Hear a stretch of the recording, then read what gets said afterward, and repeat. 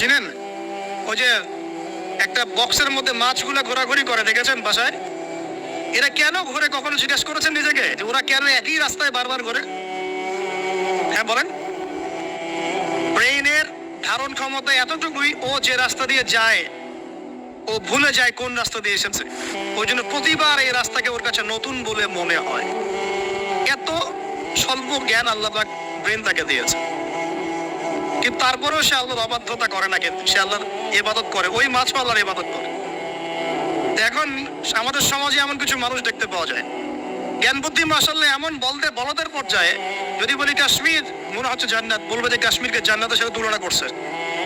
সুবহানাল্লাহ। যাই হোক, আপনাকে যেটা বলছিলাম, যদি এই বিয়ের ডিসিশন আপনি ঠিক রাখতে পারেন, দুনিয়াতে জান্নাতের একটা ফ্লেভার পাবেন ইনশাআল্লাহ। এই সৌভাগ্য নবী সাল্লাল্লাহু আলাইহি ওয়াসাল্লামের হয়েছিল, কারণ তার ঘরে খাদিজা রাদিয়াল্লাহু আনহার মতো একজন স্ত্রী ছিলেন। সারা দুনিয়া তার বিরুদ্ধে, কিন্তু বাসায় গেলে তিনি প্রশান্তির সাথে থাকেন।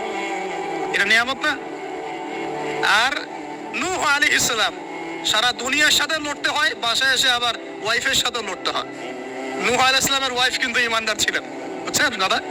তো এই যে দুনিয়াতে পরীক্ষা। এখন দেখুন, আপনাদেরকে বলতে যাচ্ছি যে রমাদান আমাদেরকে তাকওয়া শিখিয়েছে, মানে আল্লাহ পাকের সমস্ত নিষেধ বর্জন করা। একটা হাদিস বলি, আপনি বুঝতে পারবেন। আল মুমিন, মুমিন মুসলিম, আল মুমিন আল মুসলিম মান সালিমাল মুসলিমুনা মিন লিসানিহি ওয়া ইয়াদিহি, যার হাত এবং জবান থেকে অন্য মুসলিম নিরাপদ থাকে।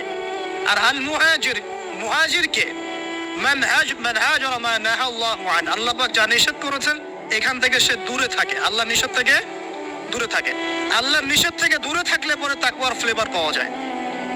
স্ত্রী ছিল হালাল, আমি ছেড়ে দিয়েছিলাম। পানি পান করা কি হালাল না হারাম? হালাল, কিন্তু রোজা রেখে ছেড়ে দিয়েছে।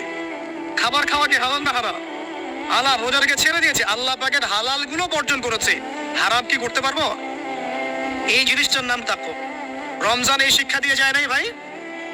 বলেন, রমজান এই তাকওয়ার শিক্ষা দিয়ে যায় নাই?